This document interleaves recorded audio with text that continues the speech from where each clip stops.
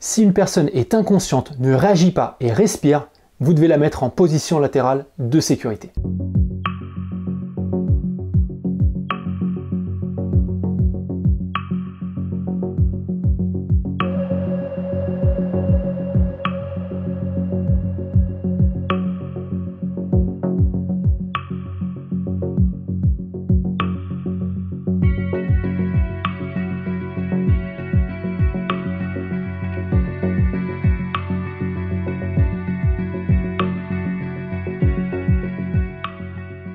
Vous venez de voir une PLS en temps réel, pas piquer des hannetons. Cette technique est indiquée chez toute victime qui ne répond pas, ne réagit pas et respire.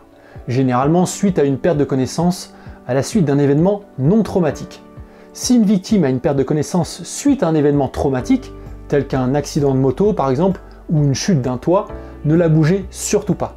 Contactez les services de secours et suivez leurs directives. Ouais, je sais, c'est Bob, il est malade en ce moment.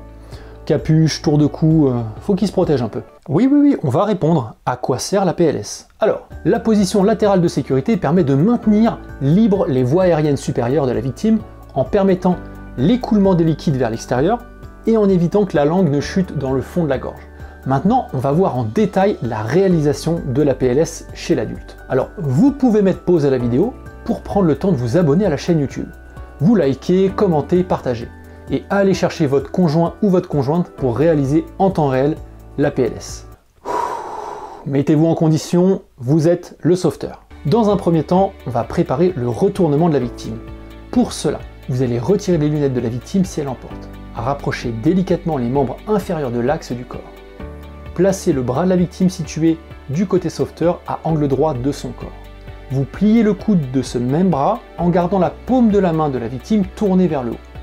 Se placer à genoux à côté de la victime au niveau de son thorax. Saisir le bras opposé de la victime et amener le dos de la main de la victime sur son oreille côté sauveteur. Maintenir le dos de la main de la victime pressé contre son oreille, paume contre paume. Attraper la jambe opposée de la victime avec l'autre main juste derrière le genou. Relever la jambe de la victime tout en gardant le pied au sol. S'éloigner du thorax de la victime afin de pouvoir la retourner sans avoir à reculer.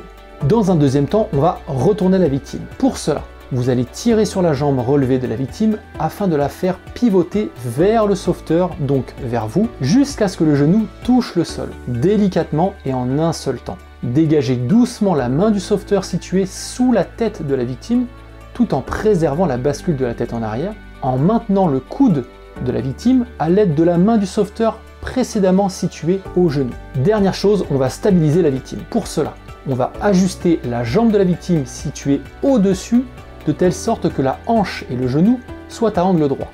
On va ouvrir la bouche de la victime sans mobiliser la tête et sans rabattre le menton sur le sternum et contrôler en permanence la respiration. Donc les points clés de la mise en PLS sont limiter au maximum les mouvements de la colonne vertébrale, aboutir à une position stable la plus latérale possible, permettre un contrôle permanent de la respiration de la victime et permettre l'écoulement des liquides vers l'extérieur grâce à la bouche ouverte. Bon, Bob, la PLS, c'est validé. Maintenant, si vous voulez savoir comment réagir face à une hémorragie, je vous invite à cliquer sur cette vidéo. Je vous souhaite à tous une très bonne journée, n'hésitez pas à vous faire former aux gestes qui sauvent, et surtout, n'oubliez pas que nous sommes tous les premiers maillons de la chaîne de survie. À bientôt, ciao!